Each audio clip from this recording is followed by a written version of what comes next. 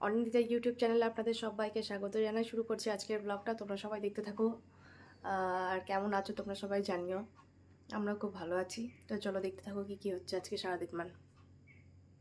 তো সকাল সকাল সাগর বাজার থেকে বাটা মাছ আর গলদা চিংড়ি এনে দিয়েছে। এই যে এক একটা চিংড়ির সাইজ তো কম বেশি প্রায় ওই রকমই, হাতের মধ্যে ধরা যাচ্ছে প্রায়। এই যে সবগুলোর সাইজই একরকম। তো মাছগুলো আমি পরিষ্কার করে এবার ধুয়ে নেব। তো আজকে শুধু করব গলদা চিংড়িটাই। তো রান্নাঘরে আমি যাচ্ছি, তো গিয়ে দেখি। কি করছো তুমি? স্পেশাল চা। কি চা? দেখো, স্পেশাল চা। দুধ চা? দুধ চা এলাচ দিয়ে। এলাচ দিয়ে? বাহ, করো তো। সেই স্বাদ তালকের সাথে খেতে হবে। ও আজকে মনে হচ্ছে সব দূর দেশের সমস্ত কিছু তাজা করা মনে হচ্ছে তুমি। বাহ,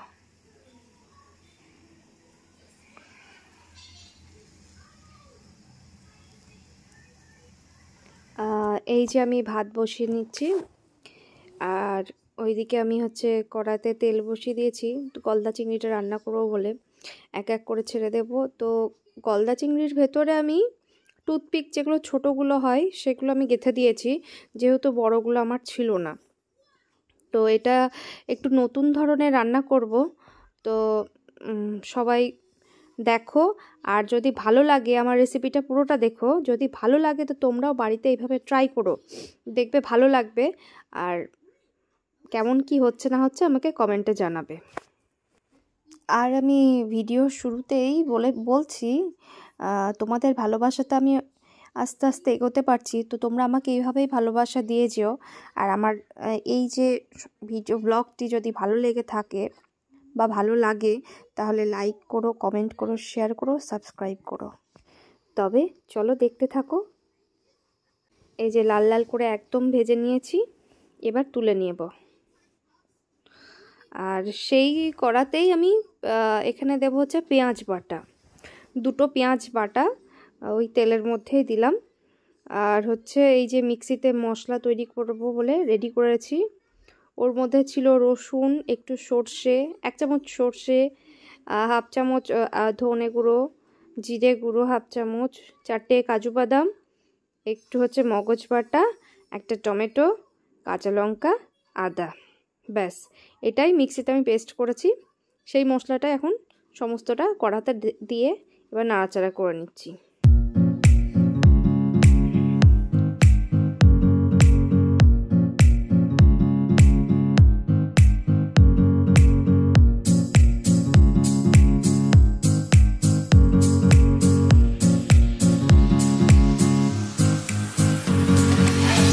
আর এবার ওই মশলাটার মধ্যে একটু হলুদ গুঁড়ো দিয়ে দেব আর একটু লবণ দিয়ে এবার নাড়াচাড়া করে নেব। এই যে মশলাটা কষিয়ে নিচ্ছি। এবার কষিয়ে নিতেই যতক্ষণ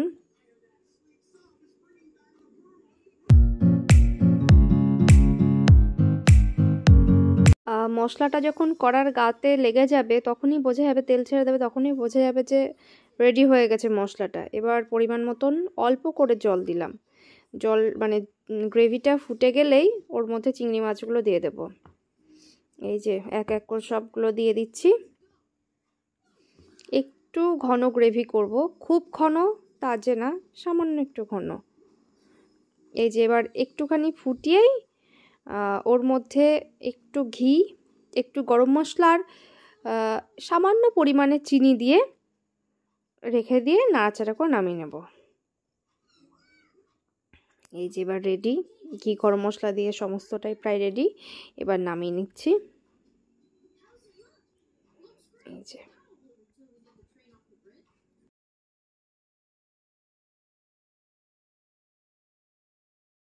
এই দেখো কেমন সুন্দর লাগছে, দেখতেই সুন্দর হয়েছে।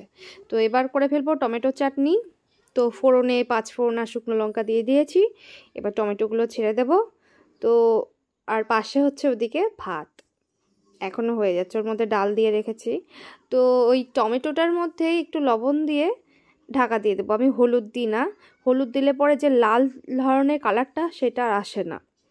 তো এই যে ঢাকা খুলে এবার চিনি দিয়ে দিলাম, টমেটোটা গলে গেছে, কাজু কিশমিশ দিয়ে দিয়েছি একটু, আর আমার একটু ভেজে রাখা মশলা ছিল 5 ফোড়ন, সেটাই গুঁড়ো করে দিয়ে দিলাম। এই যে চাটনি রেডি। আর শাক করব, শাক কেটে নিয়েছি আমি, তো সেই শাকই হচ্ছে কালো জিরে ফোড়ন দিয়েছি আর রসুন ফোড়ন দিয়েছি, ব্যাস। এবার সেগুলো একটু গরম হয়ে গেলে ওর মধ্যে শাক দিয়ে দিচ্ছি, আর ওর ওপর হলুদ, লবণ আর কাঁচা লঙ্কা দিয়ে ঢাকা দিয়ে দেব। ঢাকা খুলে এইরকম এই অবস্থা।